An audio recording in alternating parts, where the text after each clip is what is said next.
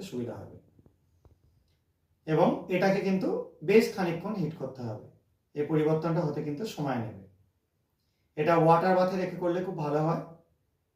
এবার আমরা এই যে গ্লুকোজ সলিউশনটা ইউজ করছি, এর মধ্যে কি গ্রুপ বললাম, সিএইচও গ্রুপটা আছে। এই সিএইচও গ্রুপের জন্য এটা একটা বিশেষ পরিবর্তন ঘটে যাবে।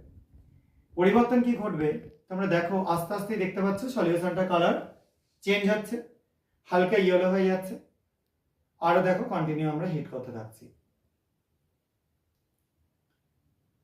এবং এই হিটিংটা আবারও বলে দিচ্ছি, যেন কেউ ডাইরেক্ট হিট করবে না, বারবার ঘুরিয়ে ফিরিয়ে হিট করবে, যাতে টেস্ট টিউবের সব জায়গায় তাপটা আস্তে আস্তে সমানভাবে ছড়িয়ে যায়। কারণ এক জায়গায় হিট করলে কিন্তু লিকুইডটা ছিটকে বেরিয়ে চলে আসতে পারে। এবং এই হিটটা করতে করতে দেখো পুরো সলিউশনটা কালার কিরকম হয়ে যাচ্ছে, কমলা হলুদ হয়ে যাচ্ছে। এবং যদি আমরা জল গাহের মধ্যে বা ওয়াটার বাথে রেখে এটা হিট করি, তাহলে কিন্তু খুব ভালো মতো দেখে বুঝতে পারবে আস্তে আস্তে আস্তে আস্তে এটা কমলা হয়ে যাবে।